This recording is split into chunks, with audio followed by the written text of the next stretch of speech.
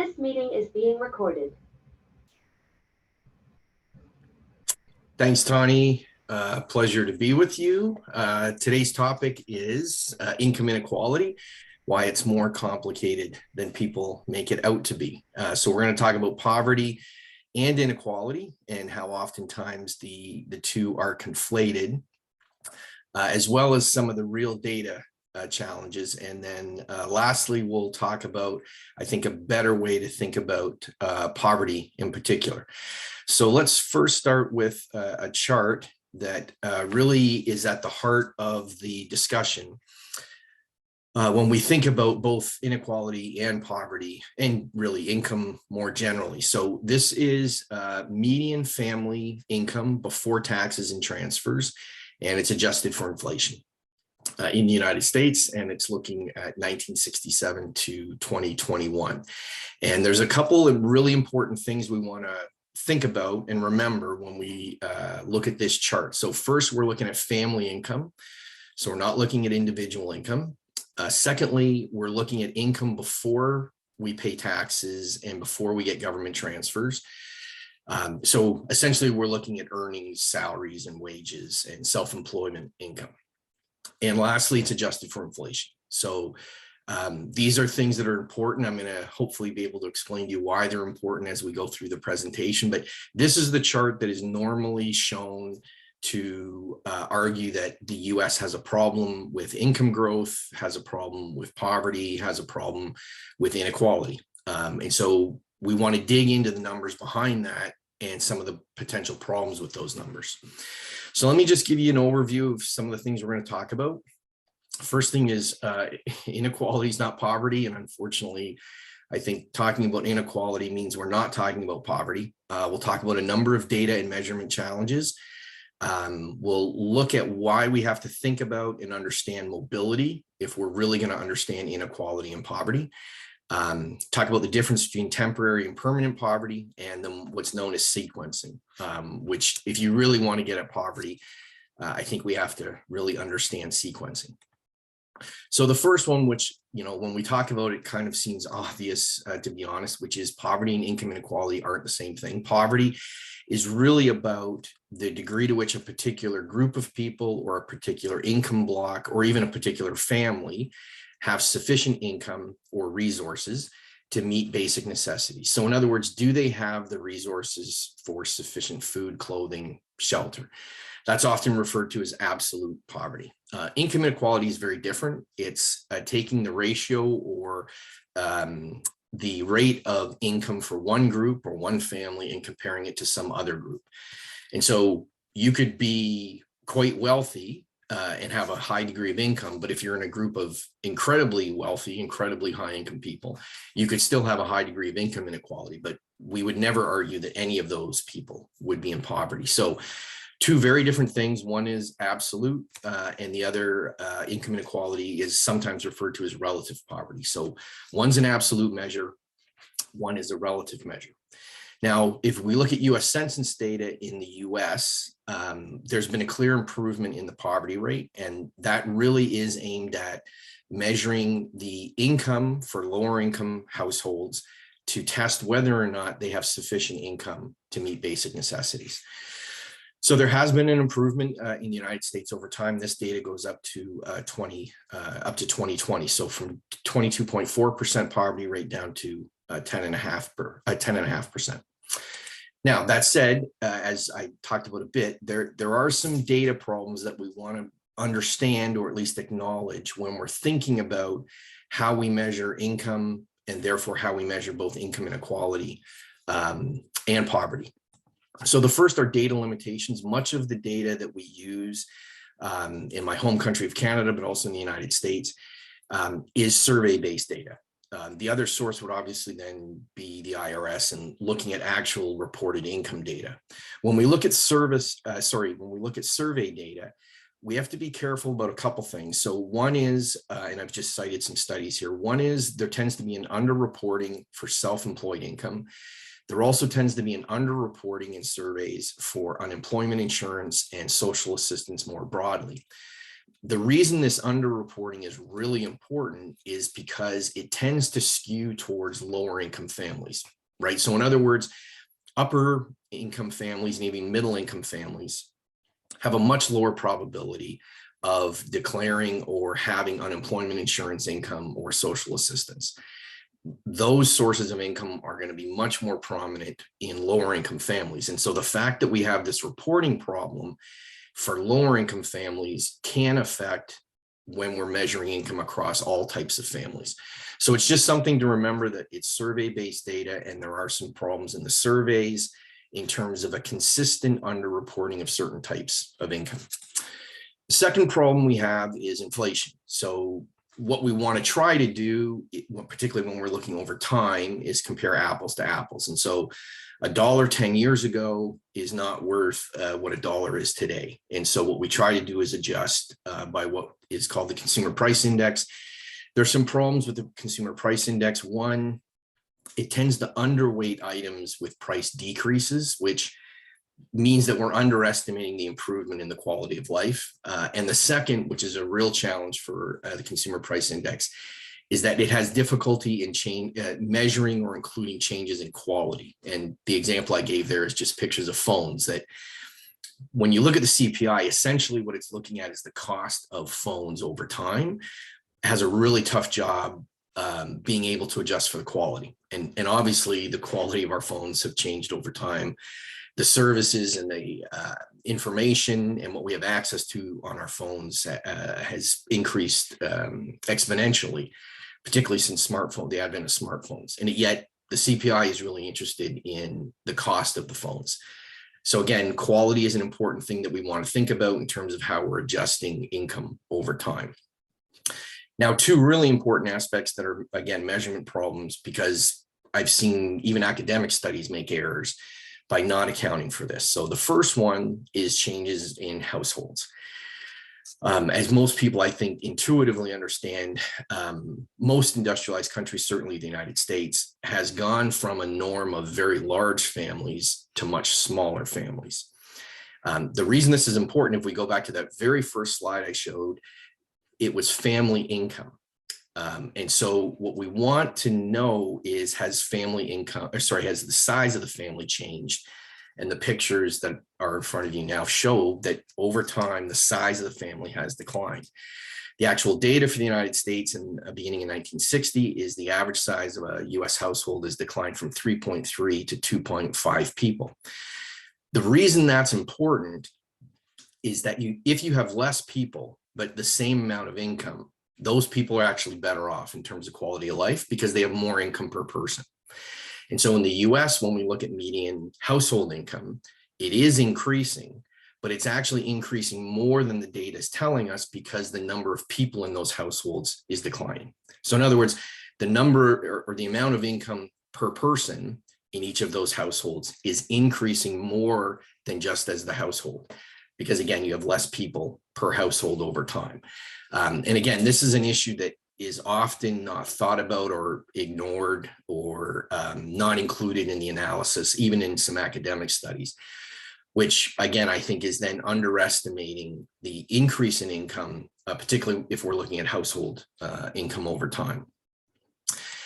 The last measurement issue that we want to talk about is how we define income. And this is really important. And maybe the easiest way to think about this is, if we only look at wages and salaries and self-employment income, so the two bottom circles on the chart, and people say, well, we have to do all kinds of things through government action, whether it's taxation or government transfers, to solve the problems we're seeing in the growth or changes in wages and salaries for households or for people across the United States.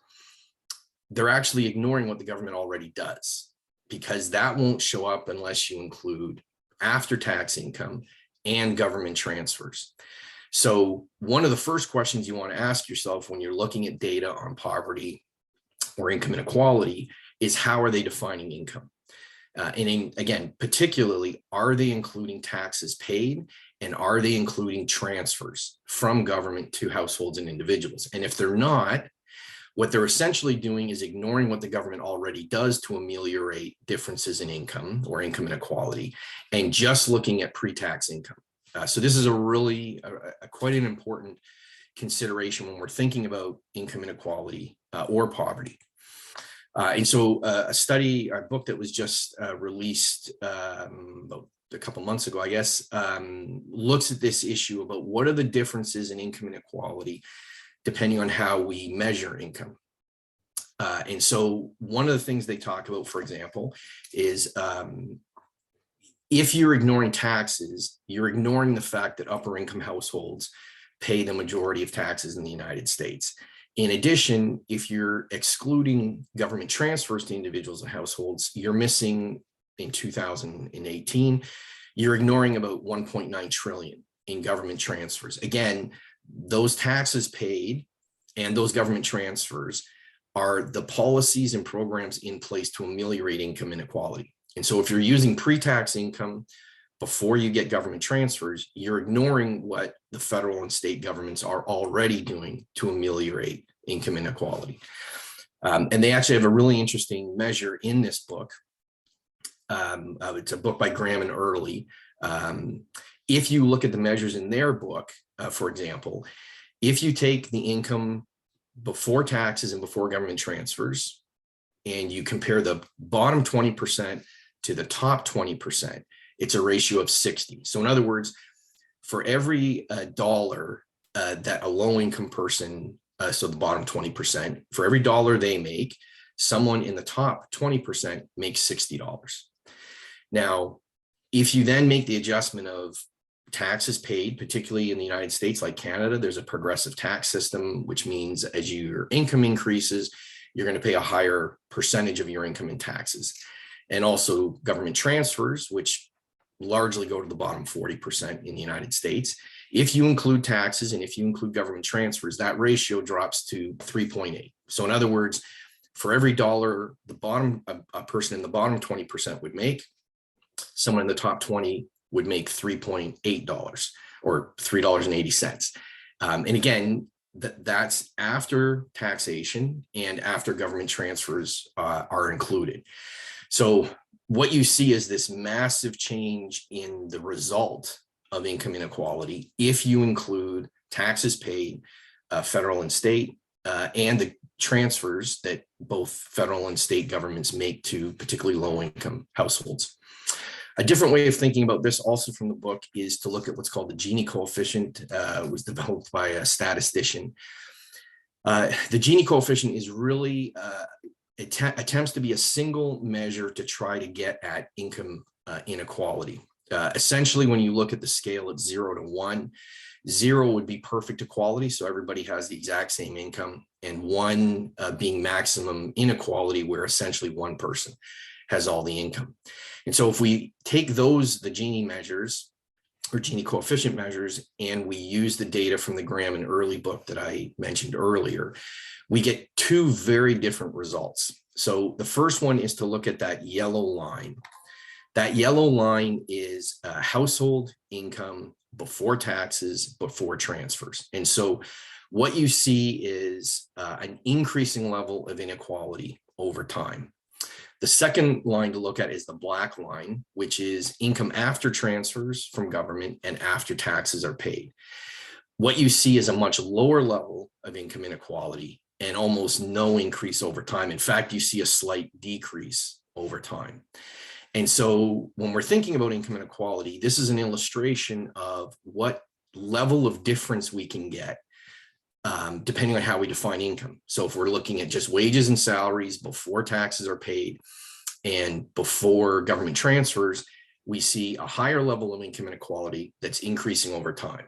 If we include taxes paid and government transfers, we see a lower level of income inequality and almost no change, and in fact, a small decrease over time, which is an illustration of why these, what might seem like subtle matters are actually really important. Thinking about size of the household, if we're looking at household income, how are we defining income?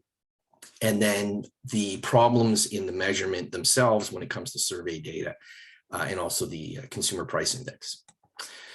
Next, what we want to think about is a framework. And one of the reasons we want to think about the framework that we're thinking about income inequality or poverty in is what's called mobility, which is really simply the people we are today are not who we were before, and they're not who we're going to be tomorrow, because things change over time.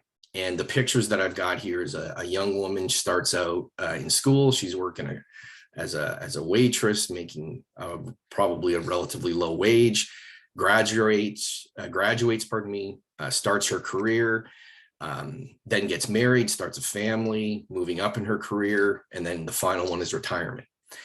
And so if we're thinking about that framework, one of the things that's really important is, by definition, she's going to be in low income or even poverty when we look at her as a waitress starting out, because she's only working probably part-time, she's going to school. So she's going to show up in the income statistics, but she's going to have a very low level of income. But that's where she's at in her life stage. As she graduates, gets skills, starts to work full-time, her income will go up. She'll no longer show up in low income or poverty statistics. As she gains skills and experience, she moves up in her career, gains more income. And similarly, when she starts to retire, her income will go down. And that is a natural life cycle. Those are natural phenomenon that we see over the course of people's lives. And so when we think about inequality and poverty, what we need to understand is, where are people at in their life cycle? And this is just kind of an illustration of the same thing. Someone starting out young, working part-time, going to school and graduating, starting to work, and then retiring. And we see this pattern if we look at income or wealth. Here's the income statistics for 2020. As you can see, the household income, when we adjust for age, increases pretty steadily, actually, to 45 to 54, which is peak earning, and then starts to lower as people reduce their hours and enter into retirement. And again, that's exactly what we would expect to see when we think about the life cycle and how people's stages of life change as they age, from working part-time, going to school, starting their career, moving up in their career, and then starting to unwind and ultimately retire. We see a similar pattern with assets. Again, when we think about life cycle and we control for age, again, not surprising, when you start out, you have very little, if any, wealth, because you haven't had a chance to save yet. You haven't had a chance to invest, and those assets start to build up in value, or invest in a home. And so again, this is exactly what we would expect to see.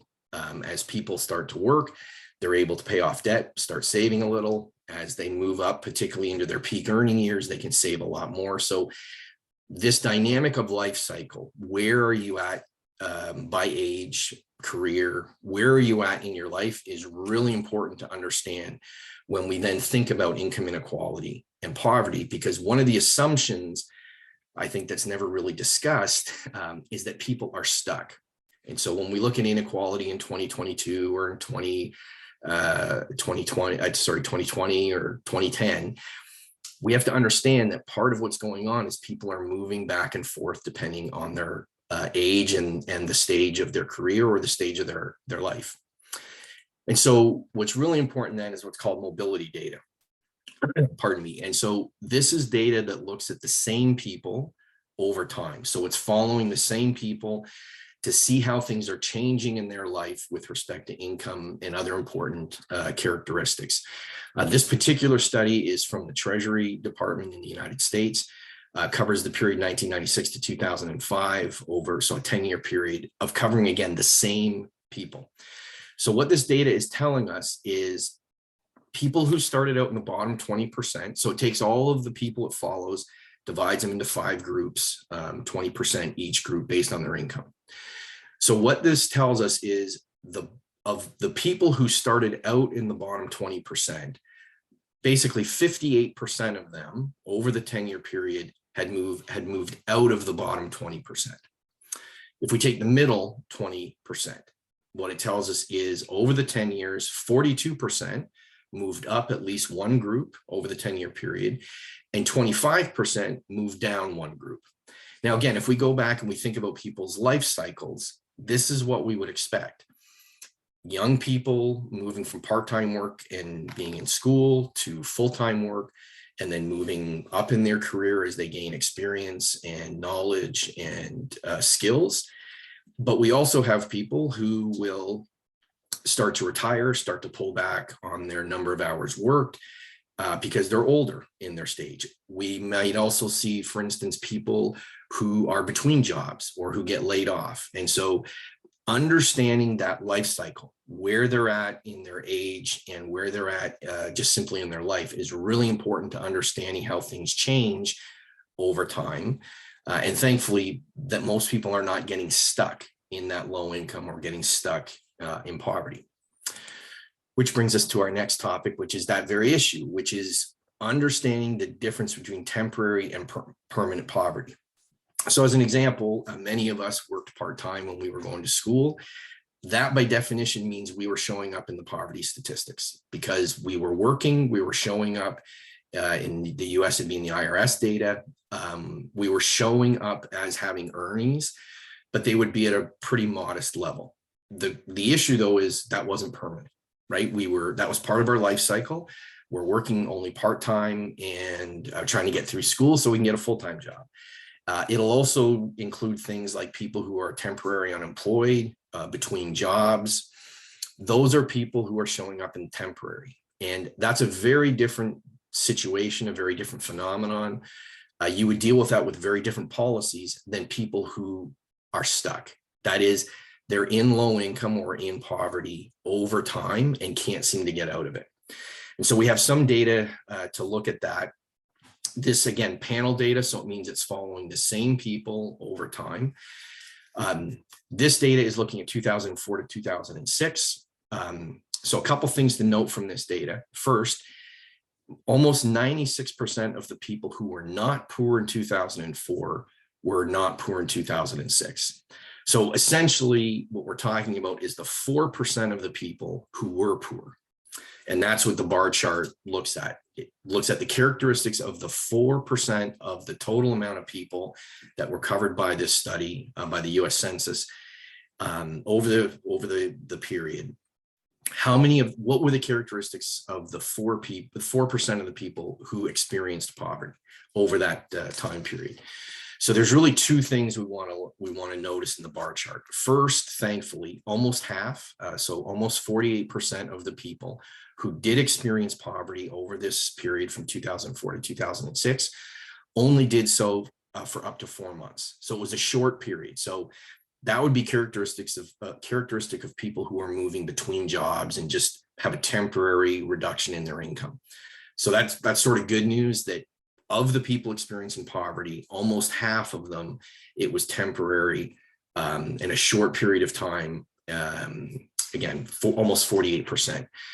Another almost 20% were 5 to 8 months, so a little longer, but still looking temporary. The other issue which we want to recognize, which is really important, is the other end of the bar chart, which is the 12.4%. That means of the 4% who experience poverty, 12.4% of those people experienced it for 25 months or more. That's the group that looks like they're stuck in poverty. And that's a really worrying statistic because those are the people where it's not transitory. They seem to just be stuck and they can't get out of poverty. And so if we're going to deal with poverty, we need to deal with the characteristics of those people and think about what kind of programs, what kind of incentives could help those people. Because again, those are the people who seem to be stuck versus the transitory or the poverty that we observe that is short-term or transitory, where people are between jobs or other things that sort themselves out, so to speak.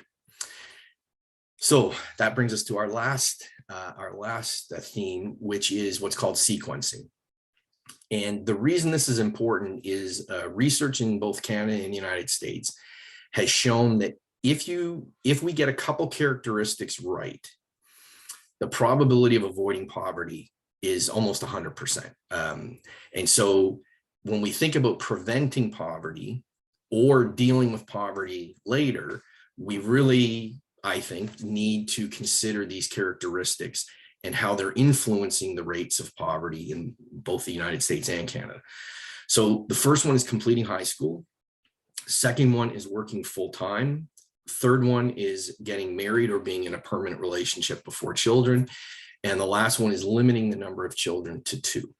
And I'll show you some data from a study from Isabel Sawhill and Haskins at the Brookings Institution, which we actually replicated in Canada. And so if we look at the table first, that's US data from the census.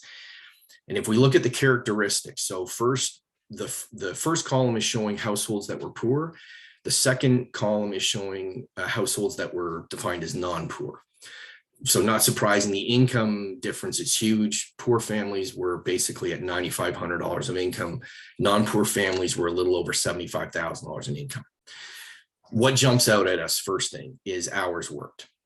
The hours worked for non-poor families is more than double. Clearly that characteristic of being able to work full-time versus part-time shouldn't surprise anybody. That's a key determinant of poverty, of being in poverty versus non-poverty.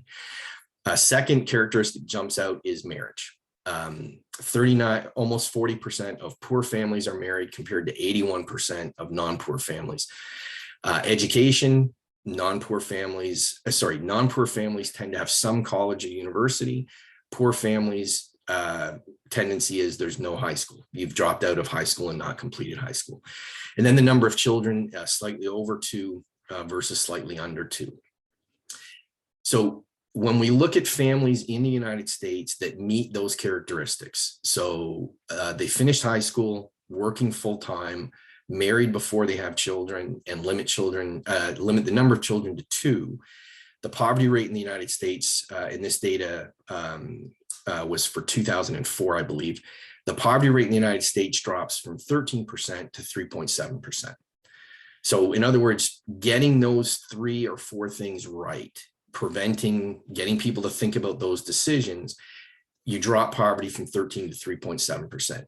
In Canada, if you get those 3 things, we didn't look at the number of children. So in Canada, it was hours worked, married, and education. The poverty rate in Canada drops to below 1% if you get those characteristics, right? So if you can get people to finish high school, get them set up to work full-time, and then married before they have children, or in a permanent relationship before they have children, you see these large material reductions in the poverty rate.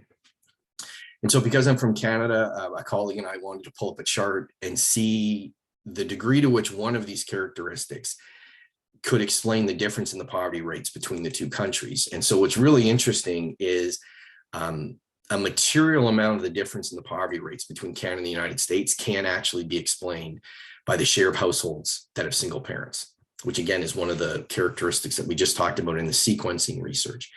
So in the United States in 2020, almost 12% of households were headed by a single parent versus just a little over 6% in Canada. That difference is one of the major explanations for the difference in poverty rates between Canada and the United States, which is what we would predict. So some empirical evidence that those characteristics matter when we're thinking about and measuring poverty. So in conclusion, hopefully I've given you some things to think about. One is obviously income inequality is an important issue, but it's not the same as poverty. Secondly, we want to be really careful and avoid oversimplifying both inequality and poverty, and that has to do with things like how we define income, which can be quite complicated, how we think about household size, how we think about adjusting income over time from the consumer price index. So in other words, this is a very complicated issue, and we should be concerned when people oversimplify either poverty or inequality. That we want to understand income inequality and indeed poverty to some extent within a framework of mobility. That is, where are people at in their life cycle? How are things changing over time as people naturally move through their life cycle? And then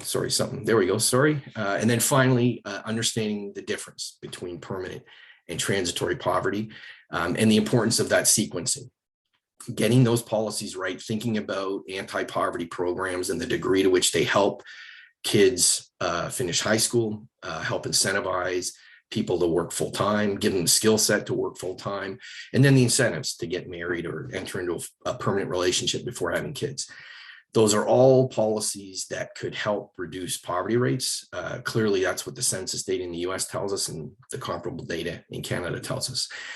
So hopefully I've given you some things to think about when you're thinking about or worrying about income inequality and poverty. As I say, both are very important issues, but they're not as simple as people make them out to be. So hopefully I've both complicated the issue, but provided some insights about how best to think about those issues. Thanks very much, and I appreciate the time.